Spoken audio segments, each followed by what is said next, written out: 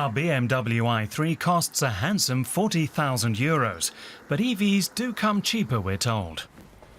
Hello, Herr Helfrich. Good morning. So this is it. What's it called? Visio M, the pride and joy of the Technical University of Munich. We're fascinated by this project that had one aim: to build an electric car that costs less than any other. The planned price tag just €16,000.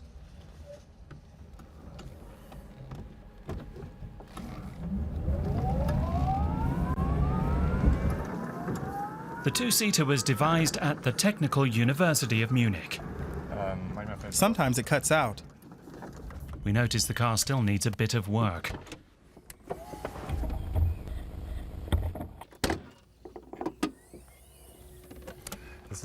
Well, it's just a prototype, and it still has some bugs to be worked out.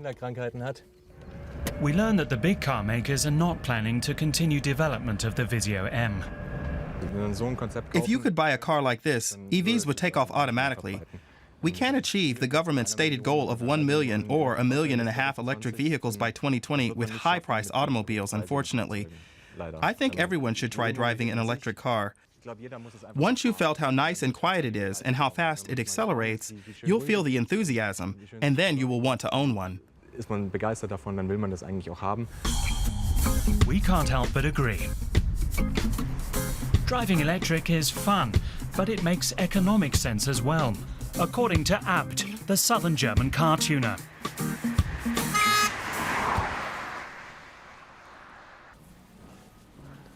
Hello, Mr. Heble. This is a conventional gasoline-powered car. Right. It has a combustion engine. But that's not the business you're in. True. Our focus is electro-mobility, building all-electric vehicles for everything from motorsports to tiny niche applications. Let's have a look. We're here to watch them replace a combustion engine with an electric motor. Their customer, Germany's biggest postal company. Apparently, electric motors need fewer repairs. If they're all so maintenance-free, jobs will be lost that used to be needed for the car repairs, won't they? Well, brake discs, simple mechanical parts, suspension and things like that would still have to be serviced, but oil changes and engine repairs would disappear completely. And those are the most maintenance-intensive parts. The Abt team is busy converting 30 VW transporters. Why doesn't VW do it themselves? It has to do with quantity. To make it worthwhile for Volkswagen to produce a vehicle on the assembly line, they need to turn out tens of thousands. And in this niche market, that's just not the case. So we're always looking for a niche where we can supply a meaningful product. It'll always be more expensive by a certain percentage, but in the end, it makes sense economically. We're not told how much Abt is taking for the conversions, but on our journey through southern Germany, we get the impression that the electric vehicle industry is more complex than we thought. It seems that any conventional drive car can be converted to electric drive. Hello, I'm Joachim Eggers from Deutsche Welle. Wolfgang Hoffmann converts Citroën 2CVs. Production of this vintage car ceased in 1990. This is our demonstrator model, very dependable. I've been driving it for a year and a half, 25,000 kilometers here in the area. Meaning uphill and down. Great, isn't it? The mechanic spotted the 2CV's potential. One day, I thought to myself, the 2CV is just asking to be converted to electric drive because of its light weight. So I assembled the parts and components I needed and kept refining them. And now we've reached the point where we can build and deliver the car. For many electric car buyers, protecting the environment is reason enough. But another is the handling. It's fabulous driving electric.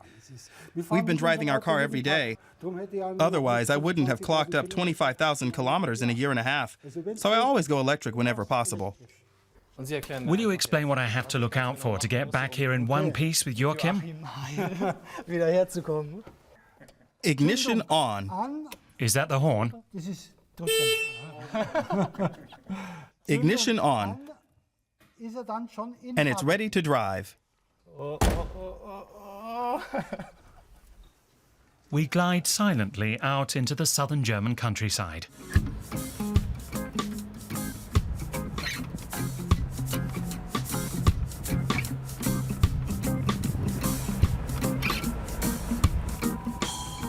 It's my first time in a 2CV.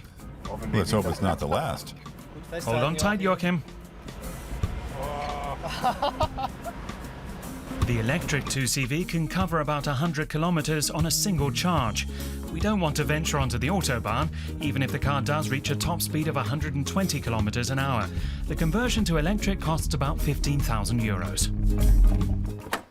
Oh man, I don't think any of us would have believed it. We've brought it back in one piece, great.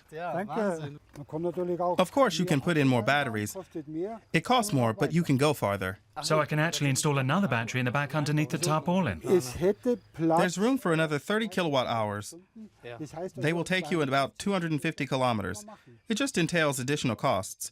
If you need it, you can do it. If you don't need it, don't do it. Then we could drive the CV from Munich to Stuttgart and not have to charge 5 times. You could do that. Yes, you could. But who'd want to stand around a charging station in this weather? It's another 200 kilometers to Stuttgart.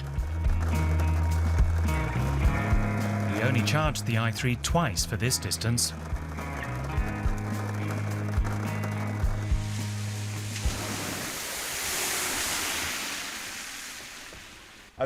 I'm completely happy with this car. The seats are comfortable, it drives well on the Autobahn. It feels great on the country roads too. When it comes to electro-mobility, you can really tell there's lots of pioneering spirit down here in southern Germany. We've seen a lot of customizers who are trying to get projects up and running. And there are also charging stations down here in large numbers. I'm actually a little sad that we'll be trading in this car for another one that's hardly likely to have as much space as the BMW i3. Just how many people does this car seat? In the next installment, we'll take a closer look at batteries made in Stuttgart and lay down some rubber on the test track in an e-kart.